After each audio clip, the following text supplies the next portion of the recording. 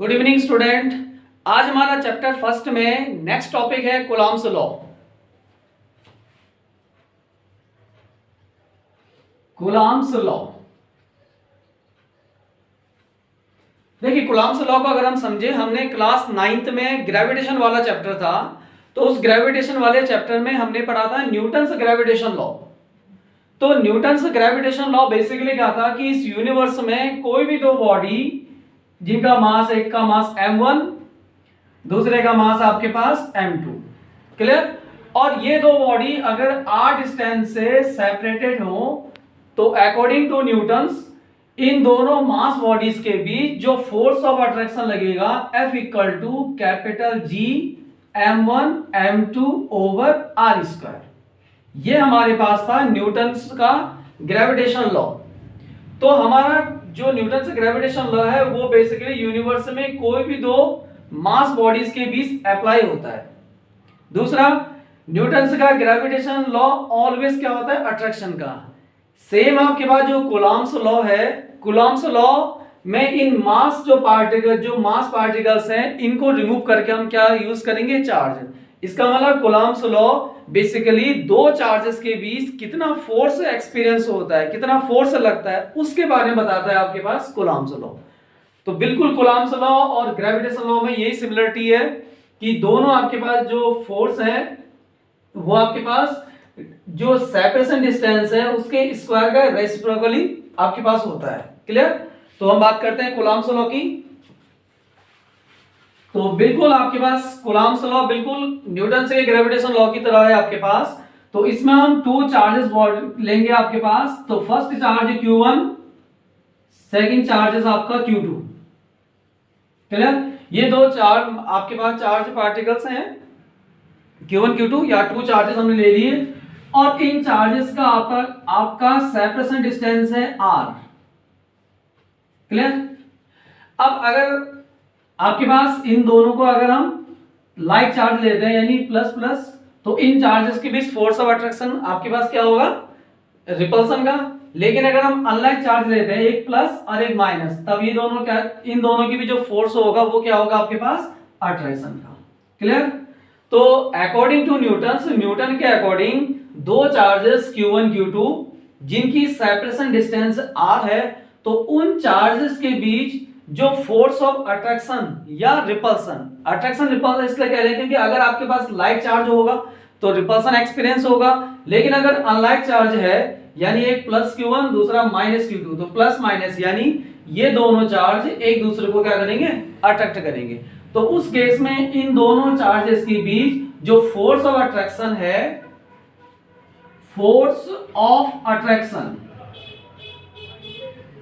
ये force of attraction दोनों charge के मैग्नीट्यूड के डायरेक्टली प्रोपोर्शनल होता है, यानी F प्रोपोर्शनल Q1 Q2।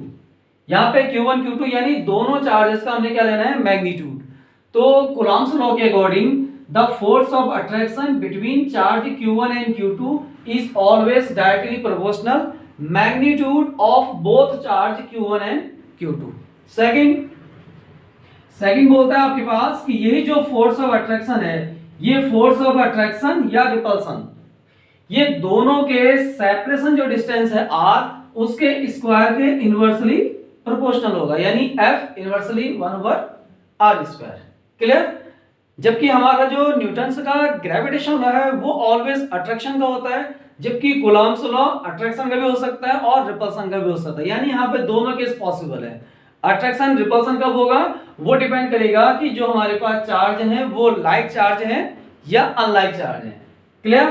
तो लाइक चार्ज जैसे हमने पहले पढ़ चुके हैं, लाइक चार्ज मतलब यानी दोनों पॉजिटिव हो या दोनों आपके पास नेगेटिव, ये हो गया लाइक चार्ज। और अनलाइक चार्ज का मीनिंग हुआ कि दोनों का ऑपोजिट चार्ज, यानी एक प्लस एक माइनस या ये माइनस ये प्लस। तो ये कॉम्बिनेशन हो गया आपके पास अनलाइक का और ये कॉम्बिनेशन हो गया आपके पास लाइक चार्ज है। इसलिए कूलॉम्स लॉ अट्रैक्शन का भी हो सकता है आपके पास, रिपल्सन का भी हो सकता है, क्लियर। तो कूलॉम्स लॉ के अकॉर्डिंग ये फोर्स Q1 Q2 के डायरेक्टली प्रोपोर्शनल और सेपरेशन डिस्टेंस के स्क्वायर के इनवर्सली। अब इन दोनों का अगर हम कंबाइन करें तो F directly proportional to Q1 Q2 over r square. Clear? अब ये क्या आपके पास प्रोपोर्शनल साइन, जैसे हम प्रोपोर्शनल साइन हटाते हैं तो एक कांस्टेंट इनपुट करेंगे, तो that is F equal to k Q1 Q2 over r square. Clear? जहां पे के क्या है, कांस्टेंट है, इस कांस्टेंट को बोलते हैं proportionality constant.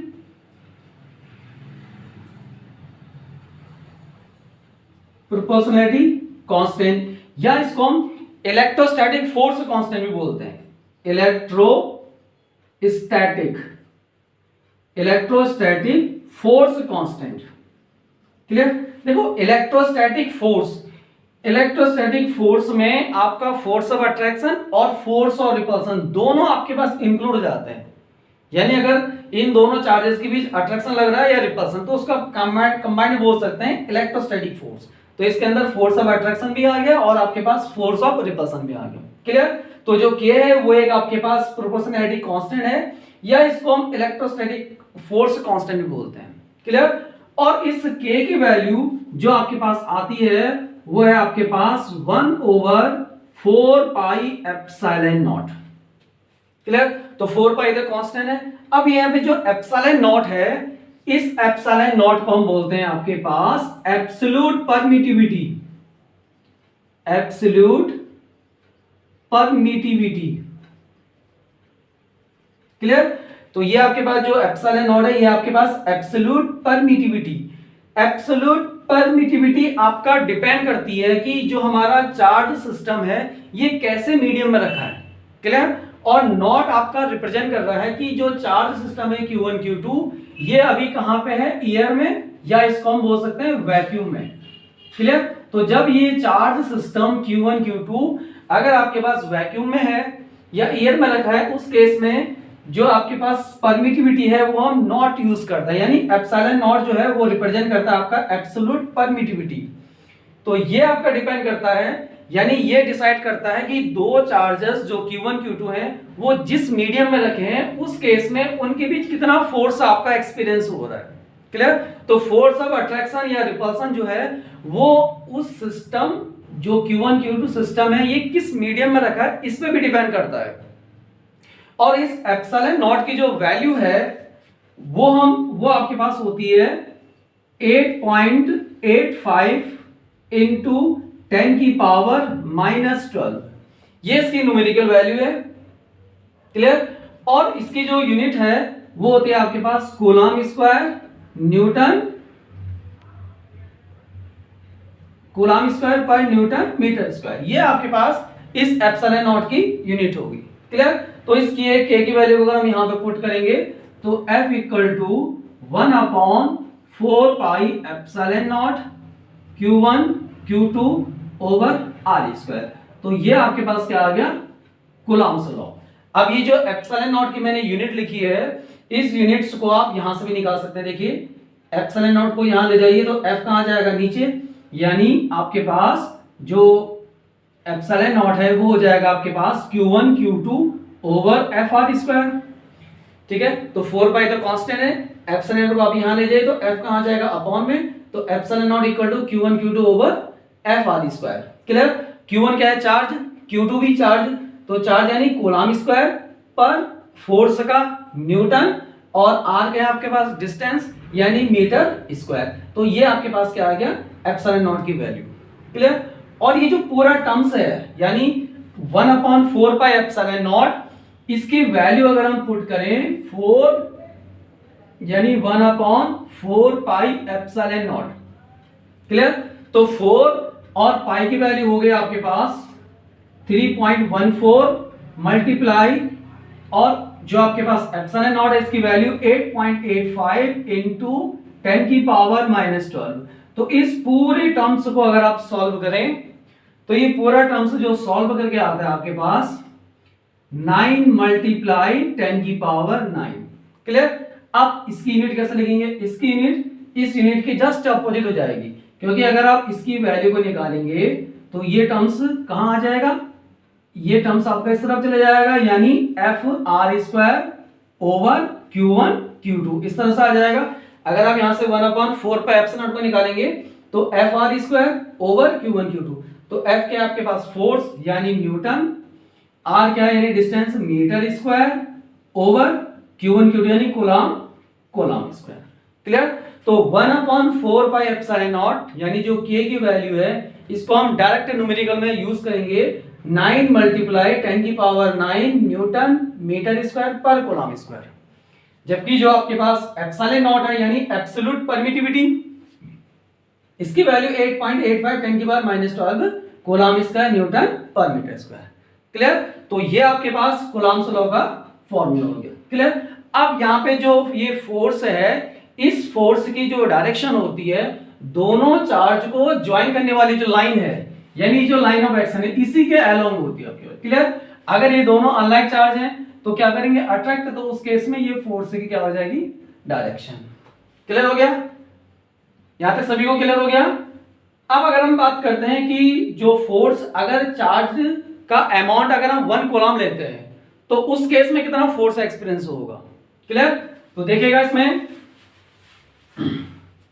If Q1 = 1 coulomb, यानी हमने इस Q1 की वैल्यू क्या ले ली, 1 कूलम, और जो दूसरा है आपके पास Q2, इसकी भी वैल्यू हमने ले ली 1 कूलम।